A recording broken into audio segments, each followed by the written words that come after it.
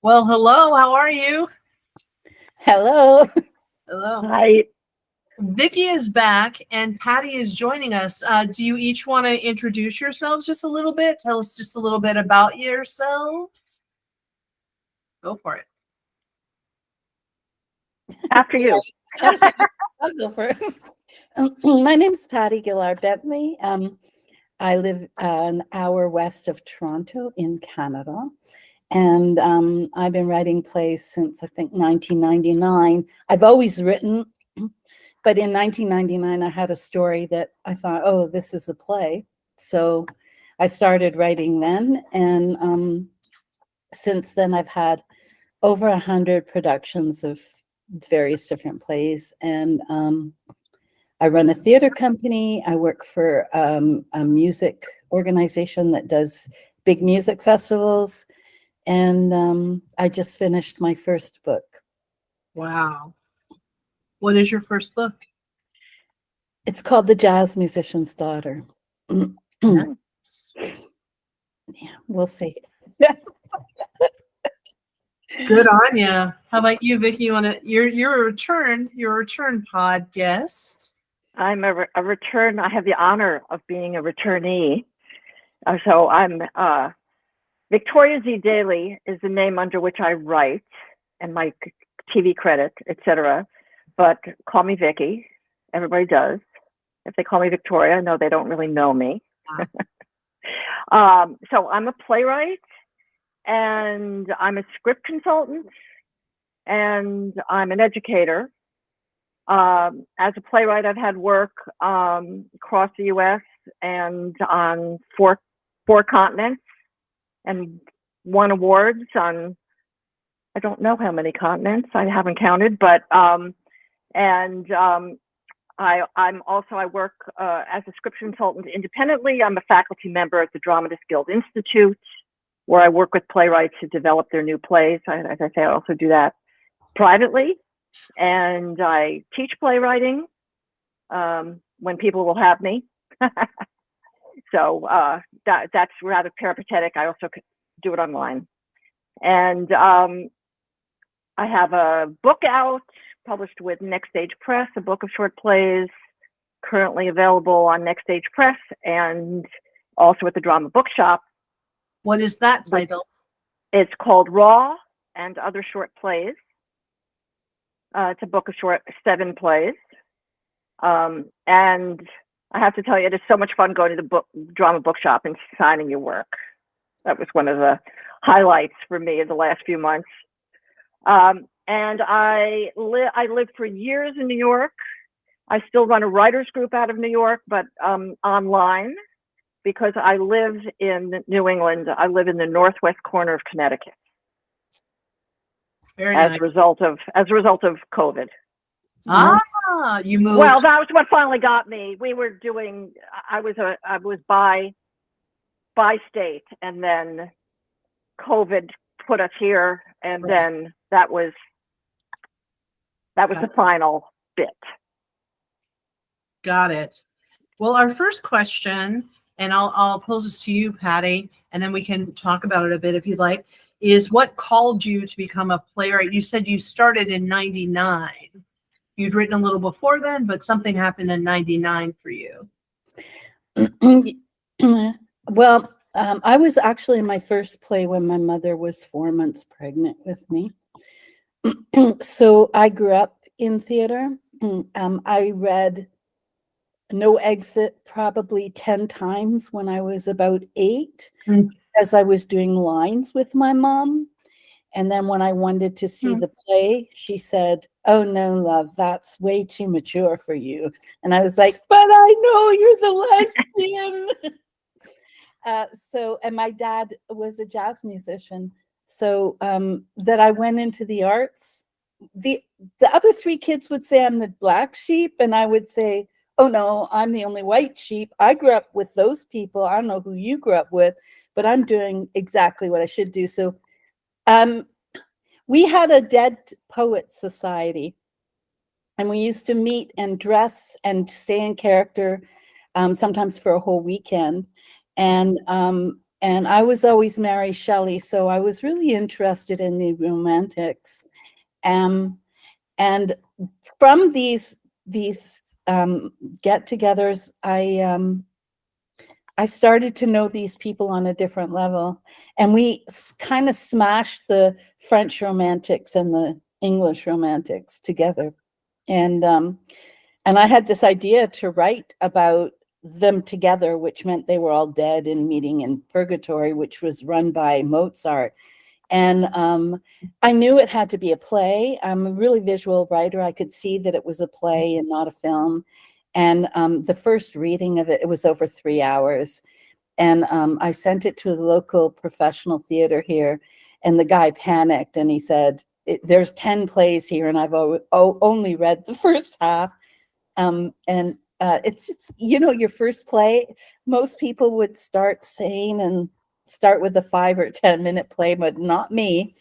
And I'm writing about historical people, and I think there was 15 of them in the play. And so I had to research from Byron and Shelley to Franz Liszt and Chopin and George Sand, and it's never been done. It's just unwieldable.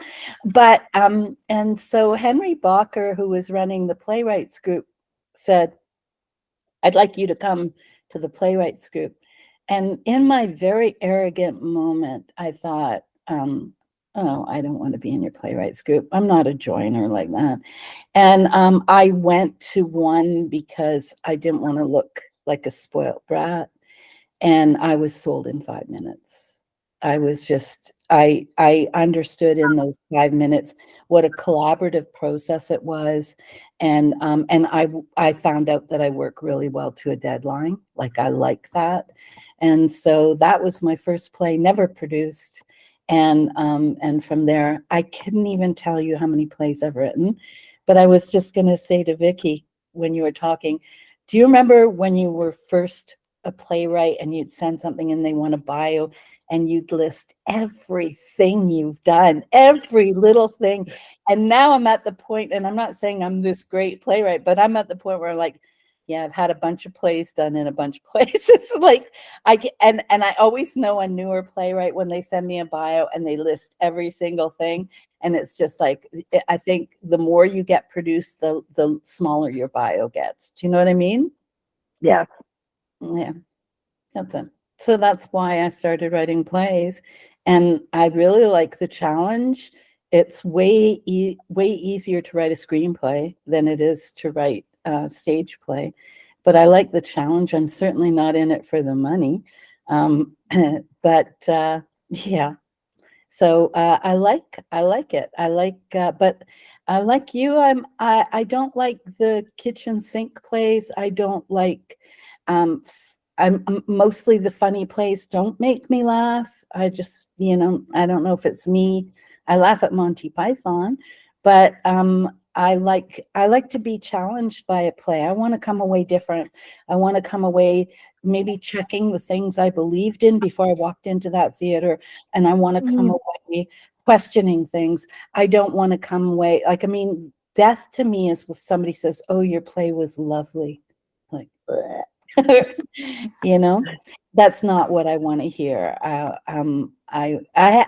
We actually do a festival of disturbing theater, and in our last one in December, somebody passed out in the audience from fear, and I'm so proud of that.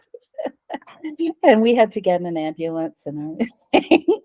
That's amazing. I love Shelley. I mean, you can't go wrong with Shelley. The whole story of Frankenstein. I mean, it's amazing. It's incredible that she wrote that at such a young age and kind of on a dare and so quickly.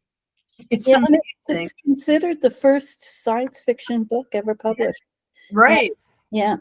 And I just found all of the characters, like, in terms of poetry, I much prefer Shelley over Byron. I think Byron was a good tactician of words. I don't think he felt what he wrote, where Shelley to me was passionate about what he felt and what he wrote.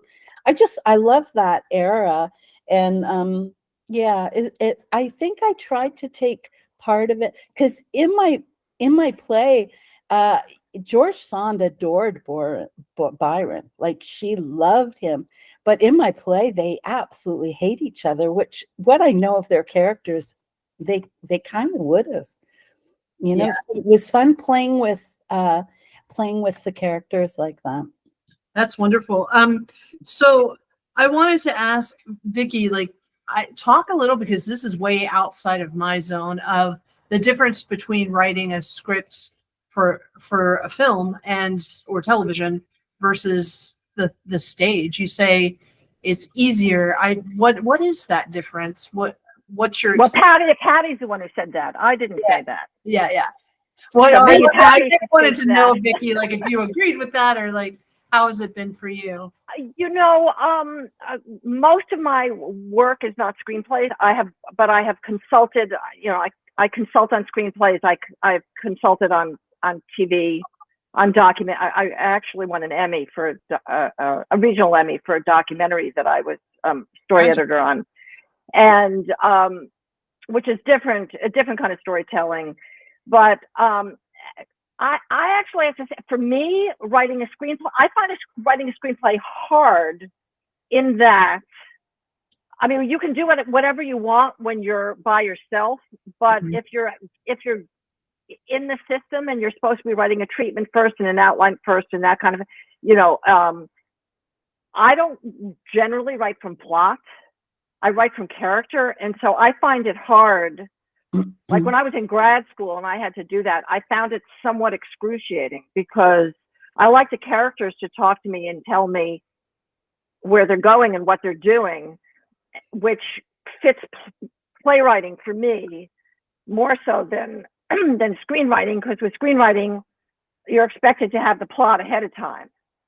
And I generally find if I'm really into the work, the characters will give me the plot because they're doing what they need to do. I need to hear them talking. Right. So why? Oh, go ahead. Sorry, Vicky. Go ahead. I was saying, so I don't necessarily find it easier, but I do love the visual storytelling, and I like Paddy. I love visual storytelling in playwriting also. I come from a physical theater background, right, and so I tend to think about what can happen on a stage and what actors can be doing on a stage, and what pictures they can make on a stage, and also what props can do, and you know, all of that.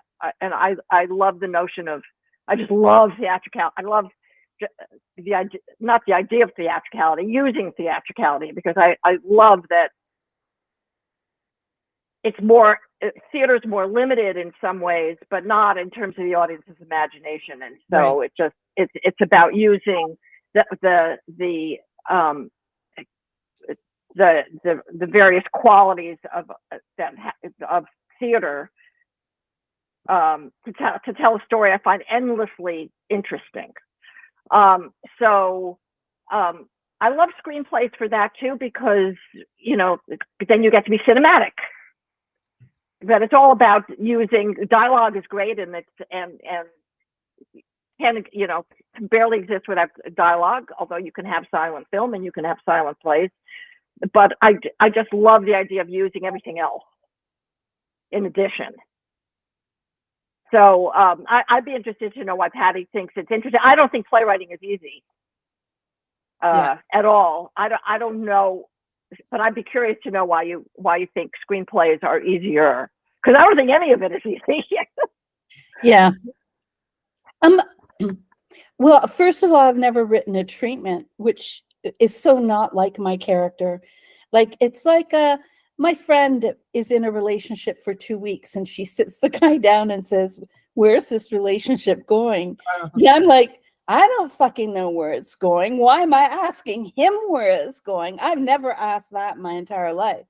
And in the same sense, writing a play, I don't map it out. I don't write scene to scene. I write like you, except that I usually start the play, and then for some reason, I don't know why I do this, I just do. I go to the end and I write the end. And then I start getting to the end, which I always change, but that's how I do it. So if I had to write a treatment, I would be terrible at it, because I don't know where this is going. In that I find it easier is just that you're not so limited by space. You're not so limited by time. And also, as much as I love writing dialogue, I love that you can get a close-up of a cocked eyebrow and take out half a page of dialogue with that close-up. So for me, it's also a visual thing. I've done nothing with the screenplays I've written. It's not my forte. I have no idea how to flog that horse. But I just write them because I would like to do some short films, right? And again, it's because I'm very visual and I can see, you know, where I think it would go. Like I know with my first play, I had probably had more stage directions than I did dialogue because I saw everything and I put everything down. Now I'm a little smarter and I then take it all out again. My two biggest stage directions are beat and pause. And I like those. I like quiet moments in theater. When I'm directing actors, I say, you know, that place where you always yell, just try it with a whisper this time. Right. See what the power is in that. I like, yeah. So it's not like I'm going to be a screenwriter because I'm totally not. But the few that I've written, I found really easy. But again, I said I like the challenge of playwriting, and it is a challenge. It's just too bad more people don't go to the theater. Well, I think this whole COVID thing shifted the culture in a lot of ways.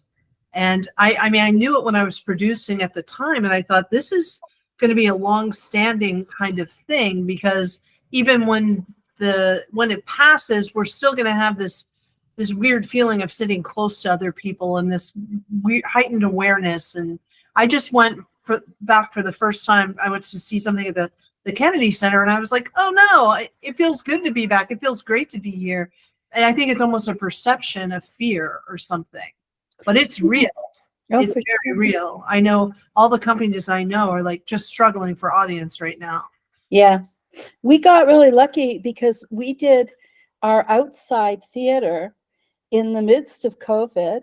We socially distanced. We had people in masks. We had people prove to us that they had their inoculation. And we were the busiest that year because there was nothing else going on. Yeah, and that was really exciting. And now I want to know where they are now. You know, they all came out and said, oh my God, this was fabulous and blah, blah, blah. Right? Right. It's a good question. It's a really good question. You also reminded me of something Alana Valentine said too, when she said, when she writes a play, she wants her audience to leave asking more questions when they leave than they had when they came in. And I thought, that's it. I mean, yes, that's right. That's the way to go. Yes. Yeah, we were taught, I loved this phrase. We were taught that you write a play so that the audience absolutely believes this was going on before they got there and will continue after they leave. Right. And that's why I hate when I go see something that's tied up in a nice package, and they lived happily ever after, blah, blah, blah. It doesn't appeal to me. Get in late, get out early. That's the philosophy, right? Yeah, it's great. So tell us about your monologue. So many years ago, this is going to be the longest project I've ever done. Do you know the Christaberg? And everybody goes, oh, Lady in Red. Do you know who that is? Do you know who that is, Vicky? He's a musician, does the song Lady in Red. Lady in Red. Oh. Right? Well, he wrote a song called Patricia the Stripper, and it's about a stripper in 1924. And I got permission from his people to write a play about Patricia, because the song is such a narrative. And then I'm starting the writing and I realize, well, this is so idiotic because it's about burlesque in 1924 and it's a musical, not a play. And I have this thing where I love musicals except for all that singing and dancing. It's not my, like everybody assumes because I'm in theater that I would love, I'm like, I don't. But this, I have to write this. So I made sure they knew they were in a musical. So then I had to go back to Krista Berg's people. And actually I've chatted back and forth with him and he's excited about me writing this musical. The problem is the guy who is writing my music, Big Rude Jake, is his stage name, died of cancer a couple of years ago. And so I'm kind of in a, I don't know where to go from here because he was the perfect person to write the music. And I did send this monologue to Krista Berg and he said, oh, you're a really good writer. So this monologue is from that musical that it will never probably go anywhere. So tell us the title. Tell us about it. Well, it's the song. In the song, if the song starts like this simple: Dennis is a menace with his anyone for tennis and beseeching me to come and keep the score. And Maud says, oh Lord, I'm so terribly bored. I really can't stand this anymore. So the whole song is that's all we get from those two characters. And I wrote so much about the character Maud that it's a play unto itself. And I based it on a missing socialite from the 1920s in New York City. And so I had a sense for these characters being, that's basically my real name is Patricia. So I liked the song. So she's a burlesque performer, but she's got people who want to take her place as the sort of star of the show. She's got a gangster who's basically insisting she be his girlfriend, but she falls in love with this regular guy. And so that's basically the story. It was Isadora comes when they're together in her apartment, and he asks her what made her want to be a dancer. And she tells the story of seeing Isadora Duncan dance for the first time. I love that so much. I just love the immediacy and the thought, because Isadora Duncan, you think in my dance history book, I would read about her, but to have a character who saw her with her own eyes just felt so beautiful to me. And the inspiration was lovely. It just really moved me. I think that's why I selected it. I thought it was really pretty. Yeah. Yeah. And that the whole event that I described, like I probably researched 10 or 12 hours just to write that monologue because I needed to know about the event that happened because that was an actual event. Right. And she did dance at that. And I just have to cross my T's and dot my I's because I'm the one sitting in the theater saying, well, mathematically that doesn't work out because and I'm like, I tell my playwrights, because I run a playwriting group, it doesn't seem important, but there will be a person in the audience like me who's thinking like that, and they're not watching the play because they're trying to figure out whether this works time-wise or however. And so, I'm always very conscious of getting the facts that should be right, and then lying away from there, right? Like lying through my teeth. But it's like knowing as a playwright, knowing when to take a photograph and when to paint on a blank canvas, especially if you're telling a story that has truth to it. Mm-hmm. Yeah. Vicky, tell me, I think there's this continual theme about playwriting groups. You belong to a playwriting group or no? I'm trying to remember. Me, yes, I started a playwriting group. We've just finished 16 years, I believe. So we're starting our 17th season. And super important to me. Yeah. And Paddy, you said the first time you walked into a playwriting group, you were sold in the first 5 or 10 minutes. I feel like as I talk to the authors of the anthology, this is a common thread, the playwriting group. And what a beautiful thing to have that support. So Vicky, yours is in New York, but you run it remote. Well, it started in my apartment in New York. And then gradually we started to include some people online, back when it wasn't Google Meet, but Hangouts, you know, like people would come in on Hangouts. And then when COVID hit, the whole thing went online, which was at the same time that Zoom became really widely available. Yeah. Which just was fantastic because it kind of equalized everything, right? Because the people who were online before were watching from a distance, whereas the computer would be back on the coffee table, Right. and the actors would be sitting in front of Live. the playwrights in my apartment. And then, but Zoom equalizes everybody, right? Every face is equal, and other people came in from different parts of the country, and some of the people who were in other parts of the country stayed. So there are many people from New York still, but there's also many of us, quite a number of us who are regulars who are in other parts of the country as well, even the actors, right? Because the technology is so good that it doesn't really matter whether there's an actor in California and an actor, you know, in Connecticut.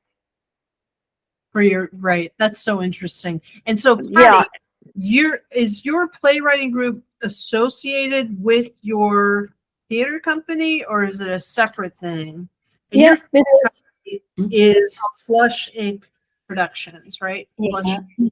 The playwrights group is called Urban Scrawlers. What's yours called, Vicky?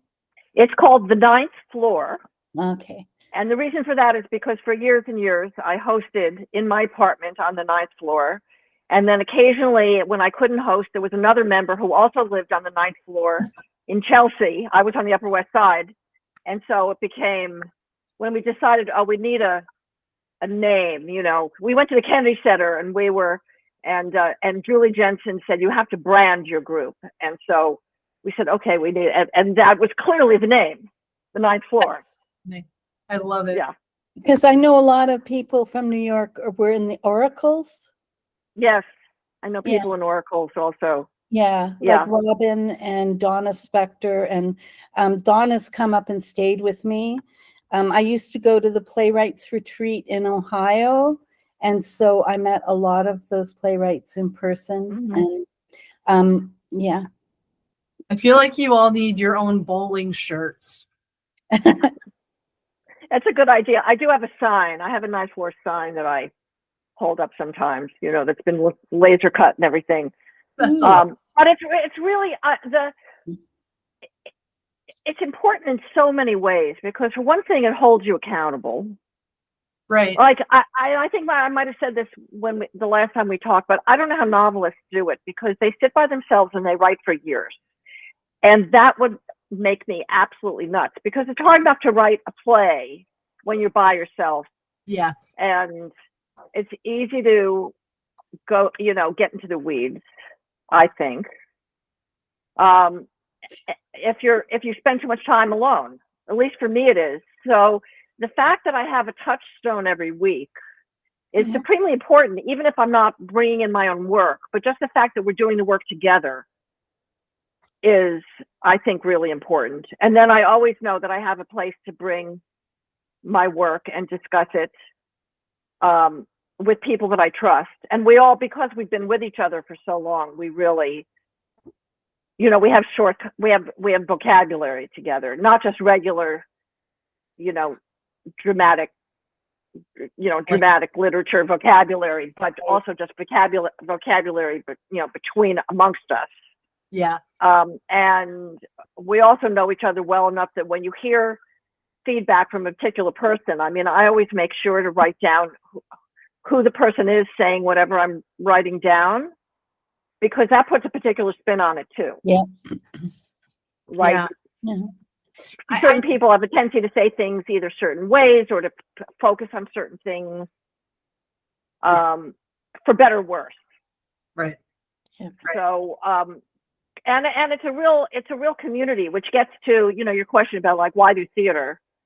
Why be a playwright and all that? And I have, you know, community with a capital C. Right.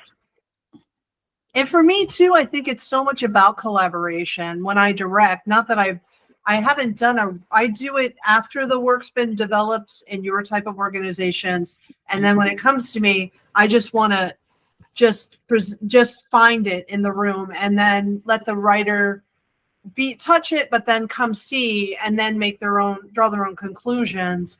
But the camaraderie and the collaborations are where the magic's at. And I think, again, I was talking to Alana about this, but there was a point I'd worked with one actor named Anne Freistadt so many times, and we had such a connection, and I was directing her in a scene, and I just looked at her and I went, and she goes, I got it. And then we ran the scene again and she made the exact adjustment. And it was mind blowing how you connect non-verbally, how that energy does something. For me, I have to be in the room. For me, it's hard to do that through a screen, but I see how for writers, it would be a huge tool.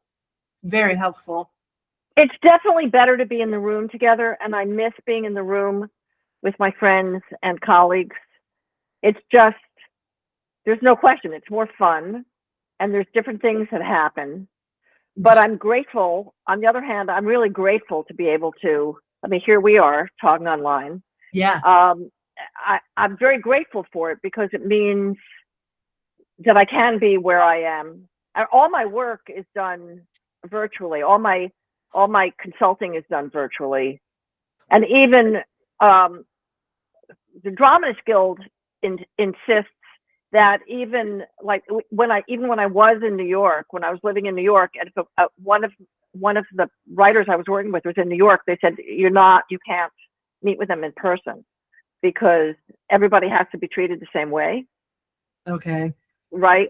So from the very beginning of that, I've been online, and I'm just grateful for it. I mean, because what you don't get from being in the room, you get something else by being able to connect with people globally. Yeah, actually. absolutely. So, but I agree with you. I mean, and in terms of directing a play, I mean, it's difficult you can't, unless it's something that's designed for Zoom. Right, and there's that. I remember it was a snow day. This was before COVID, and I'm like, okay, let's just go online again, the Google, whatever it was before. And I just heard a crack, and my actor just cracked a beer and just started drinking. And I'm like, I can't direct you like this. You're too comfortable in your house.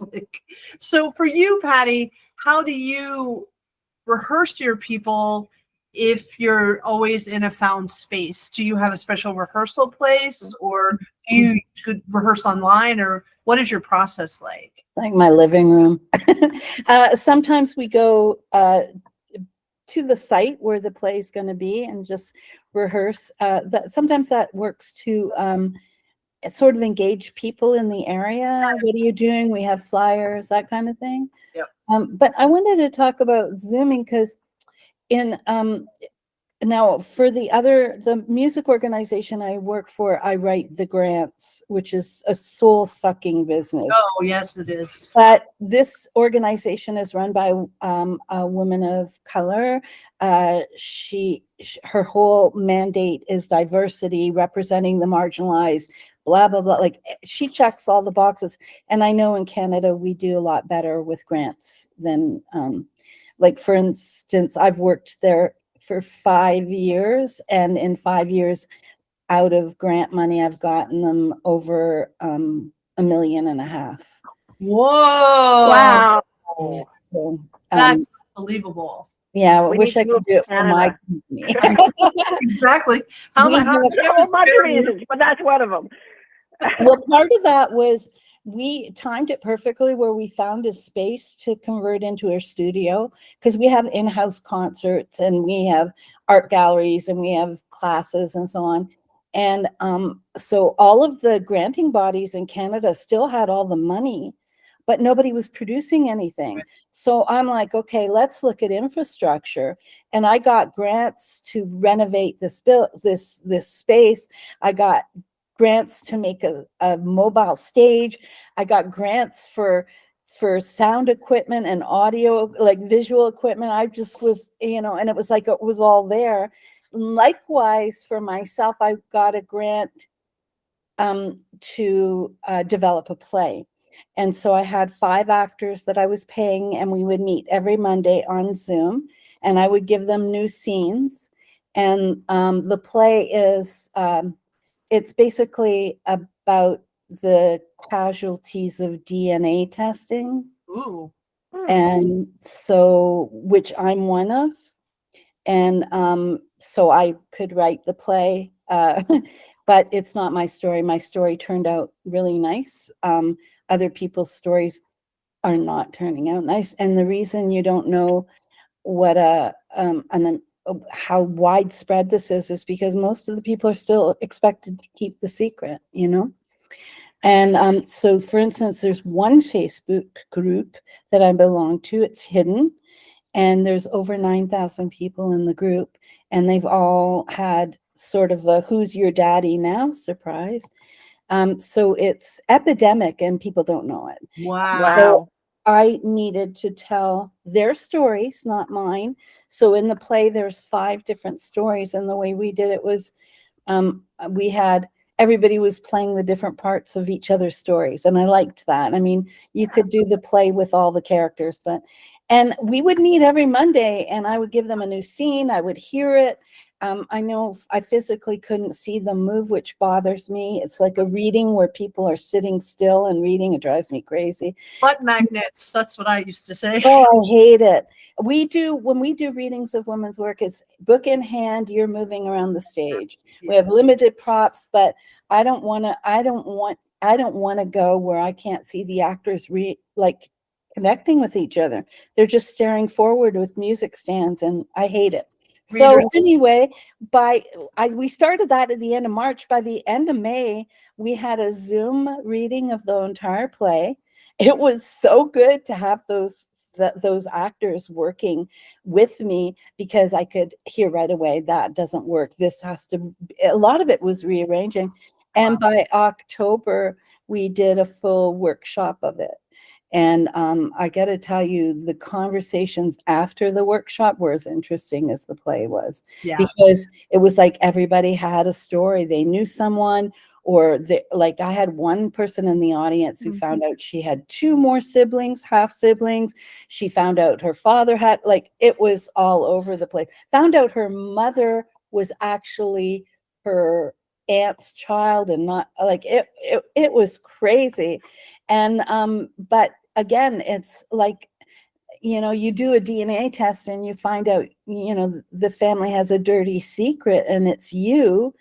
And what I found was that people were, the things that sort of reverberate in my head, which wasn't my experience, but get over it. Everything's still the same. You're still exactly who you are, blah, blah, blah, blah, blah. And that's not true. Their whole identity has been stripped down. They don't know who they are. And when I did my son's DNA test, I already had a clue. Like the jazz musician and the actor. It wasn't like rocket science. And I also had a clue of who would be my biological father. And I was right on the money. And he was actually at my wedding. So it was just all weird for me. But typically weird stuff happens. And I think it's the gods making sure I got something to write about. So, but that was during, it was 2021. The fact that we could actually get an audience in the theater to do the workshop was because in Canada there was a lull in the numbers, and we had to take tons of precautions. People were in the audience, were masked and so on, but it was an incredible experience, and we wouldn't have been able to do it without Zoom. So although I often say I'm totally zoomed out of plays, I don't want to watch another play on Zoom. It's like watching those people lined up with their music stands, right? My husband is a guitar teacher, and he's a musician. And during COVID, it was like our house became Grand Central. He was teaching online, and I was like, this is so good. This is what people do. We eat dinner at a table. What is this? I'm not in the room with no windows, and you're not on the road driving to one student. And there was something really grounding about it. Yeah. But now he says no one wants to take online. Like, I think people are starting to crave the presence of other people live. I think it's just a human thing that's coming up. Although, like you're saying, Vicky, like this anthology would not be possible. These podcasts would not be possible. This miracle of connection is nothing to underestimate for sure. But there's nothing like live, right? Mm-hmm. Yeah. Well, it's nice to have both. It is. It is, because then it's really a treat when you see people like, hey, I already know you. Yes. I think, Vicky, you've kind of covered all the points of Vicky. I said Vicky. Paddy, I think, Paddy, you've covered all the points. And Vicky, you've been a great assist here. Is there anything else we want to talk about before we wrap this up? This has been a good conversation. Tell us about the anthology and where it stands, because I know you've been making progress. Yes. I have the final draft for the anthology. They sent it to me on Friday. And I need to really comb it and make sure there's no typos and all of that stuff. My biggest struggle is the directory in the back, because everybody sent a little bit of a different style. So I tried to make it first person, but I just feel like I'm not going to please everyone with that directory in the back. But the directory in the back is kind of important to me, because I want the anthology to serve as a tool to point people to your websites, to you, so that you can market and sell your plays. So that's my nervousness, is the whole like directory in the back. I feel really confident about the anthology. I'm just going to comb through it between now and Wednesday, and then I'll be back in touch with Ashley, who's our team leader, and she's very excited. The team leader was someone else, but Ashley was on the team, but Ashley was answering all my questions, and so she's like, they're going to let me run with this. So it's like new and exciting for her, which I'm excited about. 2 of the 3 payments have been made. The 3rd payment will be made, I think, on the 19th of this month.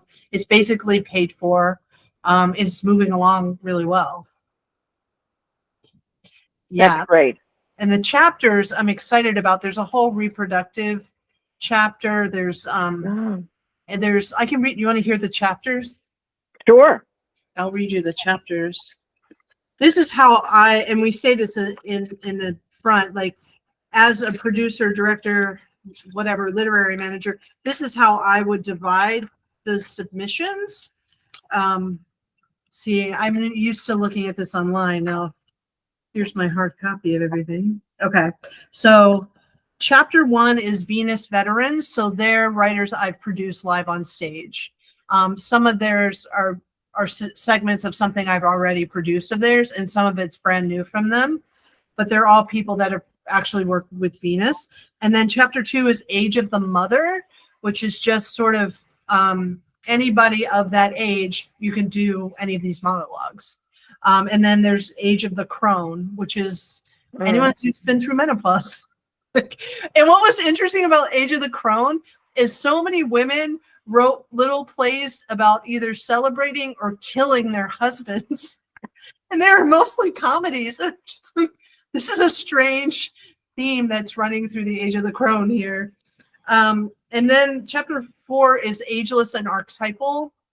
And then chapter 5 is Biography, which I thought was a really important chapter. And then chapter 6 is Reproductive. Chapter 7 is Sensations, which was just almost less about character and more about some experience inside of the body, and then chapter 8 is Transgender. We have 3 transgender monologues. That's how it's broken down. Cool. I love that. I feel like you brought such creativity to shaping these chapters, right? Because it's not obvious. I mean, when you call it, Age of the Mother and Age of the Crone and all of that, it's like I feel like there you are in that. Oh, You're clearly your voice in there creating those groupings. Yeah, It's curate. lovely. Yeah. Oh, thank you. I'm also writing a book. That's how this whole thing started, and it's called Venus. And it's because I couldn't write a CV or just what you're saying, Patty. It's like, what's my resume? I don't know. I've been in a room with no windows for 35 years. I don't know, like stuff. So then I'm like, tell your story is what my team kept telling me. So yeah, that's how I decided, like, I really need to also do an anthology, because my excitement as a late teenager was sort of getting on the metro, going to DuPont Circle to basically Backstage Books, which is like the Dramatists bookshop, and just seeing that for the first time in my life completely changed my life. Realizing there are living playwrights, and they're right here, like in this little house, like with a crooked floor. And I happened to go to DuPont Circle on the day of Gay Pride. And so there were just floats with men in leather underwear throwing beads. And I was like, well, I guess this is how it is in the city. It's like, but just finding the love and being transported through all of these worlds, it changed my life. It changed my life, really gave me my life. So thank you for doing it. I have a deep passion for living playwrights. I like the dead ones too, but I think the living ones, especially living right now, what a time. What a time to be alive. So I think my book's going to be the holdup, because they're like, okay, we have to, and I'm like, okay, but the anthology is going really well. It's interesting that so many theaters will still choose to do the Glass Menagerie or the Odd Couple. And there's so many fabulous new plays out there that nobody is touching. I know. It's frustrating. It's like, I find it frustrating.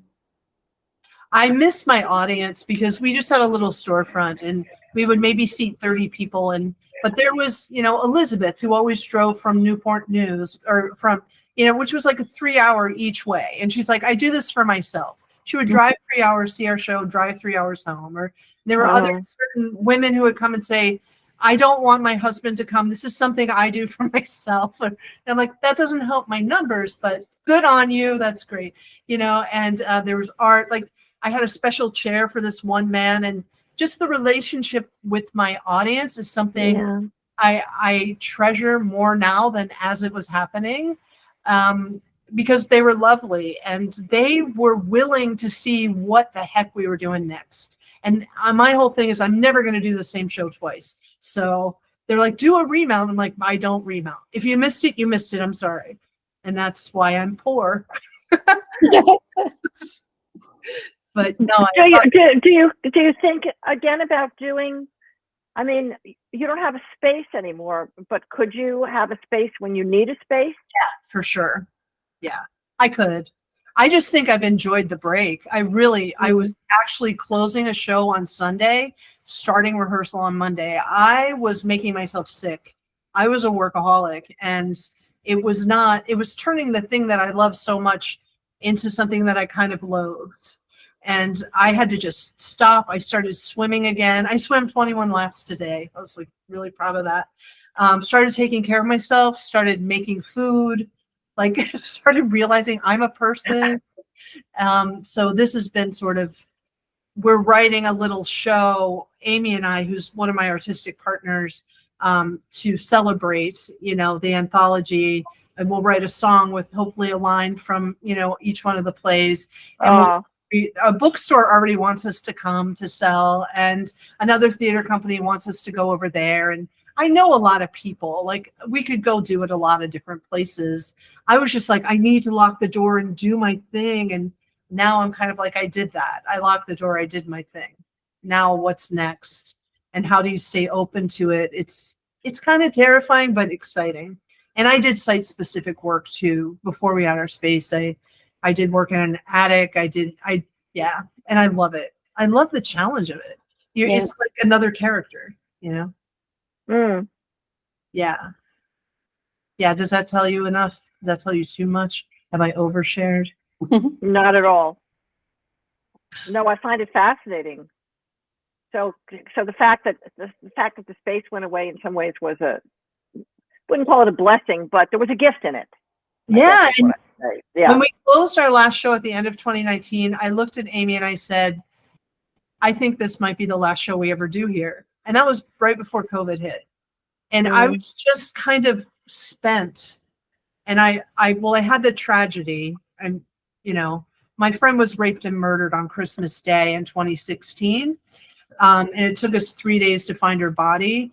And yeah. And so she, you know, we were friends for 23 years, and me, like, I'm like, you know, I'll talk to the press. I'll do this. I'll do that, you know? And so I met the press at the theater, and I just lost it. I just really lost it. I was diagnosed with PTSD, and I think I became a bit agoraphobic. And so I worked really hard to get back out in the world, and then COVID hit, and I was like, see, we should all stay home.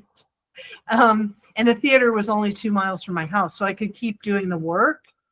But parts of me really died with her. And I ended up doing a solo show for her called Living and Dying with Trisha McCulley. And that's when we live streamed, because she was dual citizen in Great Britain. And one of her friends there was like, Deb, I really want to see it. So I was like, I'm a theater snob. Film's a different medium. Like, okay, I'll live stream it. And people watched it around the world, and people flew in from the other coast, and I could hear them sobbing, you know, in the chairs.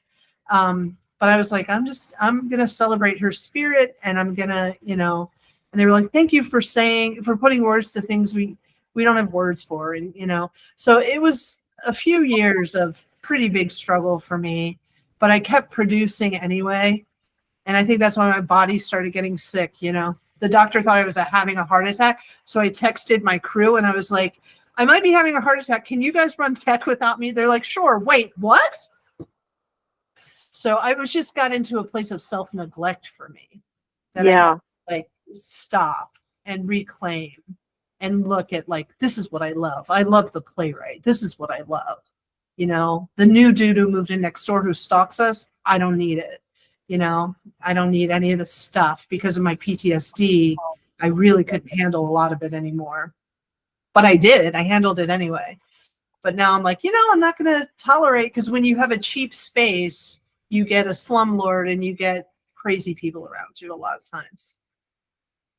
I feel I've said too much now.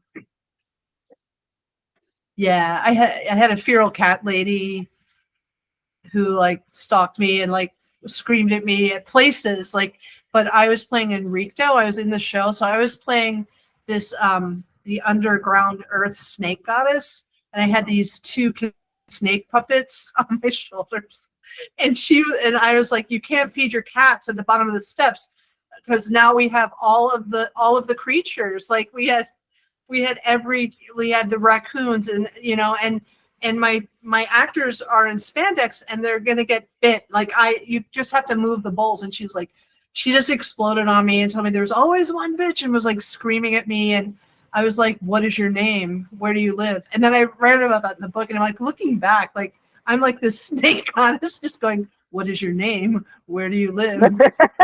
Already like off her. Yeah. Anyway, there's a lot of stories. I'm where I'm supposed to be, I think. And I think I'm supposed to meet great people like both of you. And thank you for being a part of this. And you're everywhere, you know, and creativity is everywhere. And that's what's so beautiful. Well, thank you, Deb, because you know, I've had work in other anthologies, you know, wonderful anthologies, but no one has ever thought to do what you're doing here. Yeah. And so I'm grateful for that. I don't. You're creating community. Oh, cool. Yeah. Yeah. I've had stuff published in books. I don't even know when it happens. I don't like, all of a sudden it's like, oh, I saw it. And I'm like, oh, that. Like there's, you know, there's no, yeah. I'm just so stuck on your story, and amazing your resilience, you know, in getting through all that. I'm still stuck on that because, you know, life is so tricky right now. And I think for many of us, I know I'm invited to something. I know it's going to be fun. And I'm like, oh, I don't want to go. And oh, I should have taken a shower an hour ago because my face turns all red when I'm under the shower. And so I don't think I should go. Like, and I've never been that person, but I find I'm like that. I'm like, and I was with my son, who we share a place. He doesn't live with me. We live together, and he's fabulous. And I was astounded by how easily I managed not going out there. Like where other people were going crazy, I was like, oh yeah, this is good. But I've done the Myers-Briggs thing, and every time I do it, I'm like, you're 51% extrovert and 49% introvert. And I was like, yeah, I can see that. So there's times when I'm in the center of attention. I don't mind. I don't clamor for it like some of my actors do. I just don't mind, right? And I'm very comfortable there. Yeah. And then I'm also very comfortable in the background. And I can go to a party and find one person and just talk to them all night because I find them interesting. Or I can be in the center telling goofy stories and blah, blah, blah. It just depends on my mood too. But I found out a lot about myself. I didn't suffer through COVID. I didn't go crazy. I didn't feel like I'm going to burst. We would go shopping every 2 weeks, which is like so not my pattern, and like get battle gear on to do it. And and then, yeah, it was interesting, but I don't know. I think writers are a different breed, and I think people write because they have something to say, except for the kitchen sink plays, because Yeah. And are you pagan? I would say I am more than anything if I had to choose. Yeah, me too. When the only thing I could really do when I first lost Trisha was write poetry on Facebook. I would just be like, and I just wrote all this poetry on Facebook, and these people appeared that I didn't know. Like, I realized it was New Year's Eve, and I would never know another year with her in it. And I'm like, I'm going to stay up all night. I'm going to do this. And this person I really didn't know just was like, what you doing? It would be 3 a.m. What are you up to? And I'm like, I'm building an altar. I'm building an altar for her. And, well, what's on it? Well, what? And these people, the generosity was unbelievably miraculous, because there was a chance I wasn't going to make it through that, and to be able to like reach out to so many brilliant people, and just see how good people are. It was incredible. It was really, really incredible. And that was her spirit. I thought, this is of her spirit, and I heard her talking to me, which is why I had to go to therapy, because I said, I think I'm going crazy and you're going to have to lock me up. And she goes, no, you probably have a foot in each world. And I was like, okay. Ooh, good therapist. Oh, yeah. And she kept going, well, Trish, like this, like, and whenever she would say that, I would hear her go, it's Trisha, like very much her. And I'm like, do not laugh, or whenever I go to a thrift store, because that was our thing. Once a month, we would usually go thrifting, and then she called it frolicking. We would have a whole huge frolic all day for $20, so I still miss her very much, but it's no play is ever defined by the fifth act. No. Right. What I was going to say is, when you're talking about being pagan and everything, when you were describing your event that you had for her that was so meaningful to everybody, and I thought, well, here's the original origins of theaters. It's about ritual. Yeah. Right? Yeah. It's about bringing people together for something important, for something moving, for something healing. Transforming. Yes. Yeah. And you did that. There was one night where I did all of the light checks, and Amy was coming to run. I had 2 different technicians on that show, and this storm rolled in. It was just this big kaboom on the middle of C Street, and lightning struck, and it struck the transformer out back. So we had no electricity, none. And Amy, I'm like, we have no electricity, none. And there was a whole slideshow. I played albums live. And then I found out after, like, yeah, Deb, that album you played pre-show, that's the last thing she listened to before she walked out and was killed. And I was like, yeah, I know. Like, and so I was like, Amy and I came up with this whole plan. And as people arrived, I said, we have no electricity. Can you come back on another day? And when they said yes, that was fine. But about 8 of them said, no, this is the only night. This is the only night we can come. And I said, we have to perform. There's no way, as hard as it is to get audience, there's no way I'm turning an audience away. We're not doing it, you know?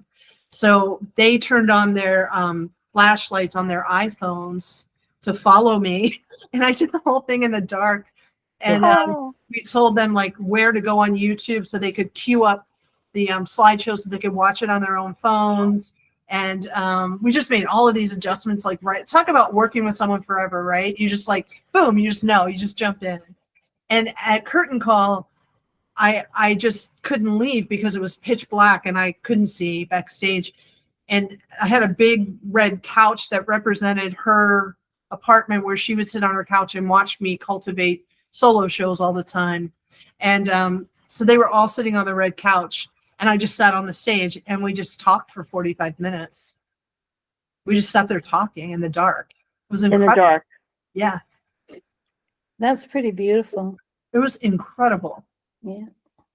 There was a reason that you were in the dark. That I think, or let's say that, some people say there's a reason. Other people say, well, you find a reason for the circumstances, right? But whatever it is, you took advantage of that moment, of that unexpected moment, and made something bigger with it. Yeah. And I love that. Yeah. The interesting thing about spirits is that it takes a ridiculous amount of energy for a spirit to move a penny across a table. But boy, is it easy for them to mess with electronics. It really is. And lights flickering, and that's just it, because it's manifesting what they are, which is an energy, right? Yeah, the latest message I got from her is that I can't throw away all of my potential and everything I'm supposed to be doing just because of what happened to her. Basically, it's none of my business what happened to her. What happened to her was unbelievable, though. I mean, it's unbelievable, right? So the guy who raped and murdered her drove her around still tied up in the back of her own car for 3 days and spent her money and picked up a prostitute and she had the smallest car. It's the only time she bought a car without me. And I'm like, it's like you're driving that on the highway. It's like driving a marshmallow in a blender. So she named it Marshmallow, and she named every car she had. I named accidentally because sarcastically I would say something about it and then she would call it that. And I had to just, the day he was sentenced, I went and got a tattoo of her favorite herb, cleavers, on my ankle. And I had to get to a place where I understood that the way that I honor her is by becoming who she knows I am. And it would be so easy to not become that. It would be so easy just to curl up and cry and hide under my table for the rest of my life. And that's not who we are. That's not who I am. That's not what's going to happen here. Okay, can we go back a little bit to her favorite herb was cleavers? Like, seriously? I wondered about that too. What? Well, she stopped doing theater for a while to become a herbologist. And so she also did charts, natal charts.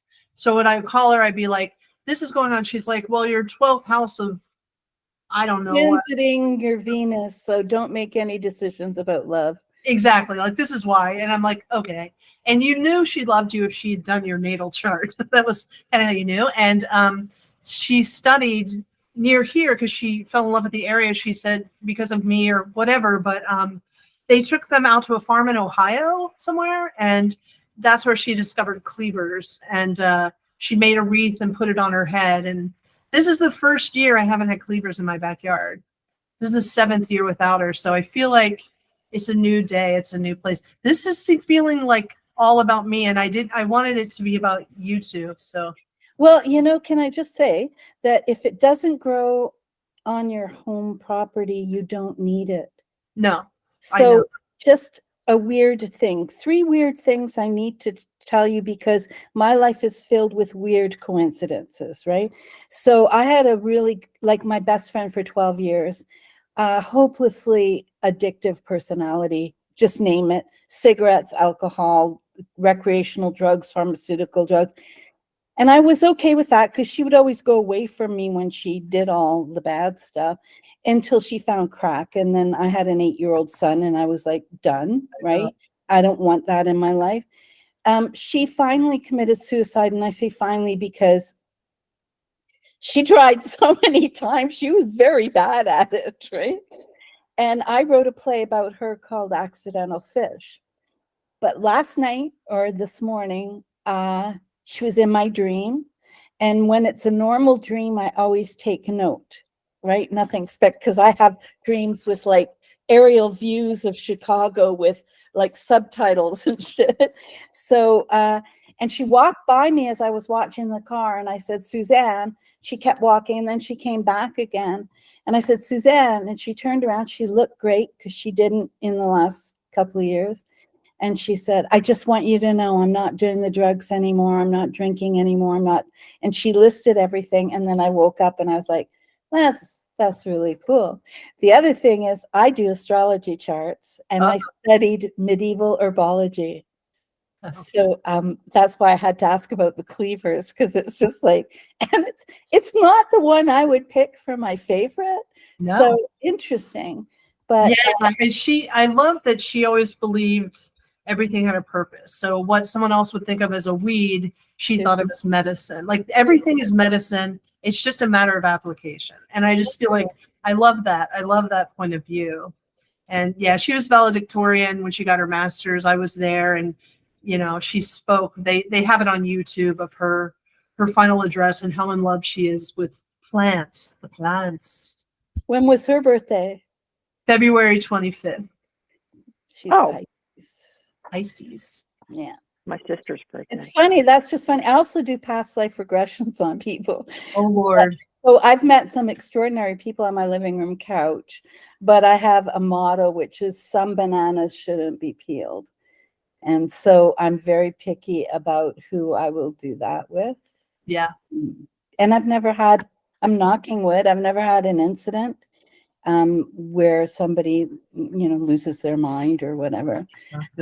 But really fascinating. I would have loved to have known her. Yes, you would have loved her. Yeah. Well, we're way over time. I don't know if I should keep all of this. But it's good to talk about. I think you deserve your place in these talks, Deb. Yeah. Yeah. Okay. Because the whole thing for you is connecting. Yeah. It's not me connecting to you. It's me connecting to Vicky, connecting to you, connecting to me. Yes. So that's exactly what you're promoting. That's exactly what you did. Your story was heartbreaking. And yet I'm so impressed with your tenacity to get through that because that's so tough. And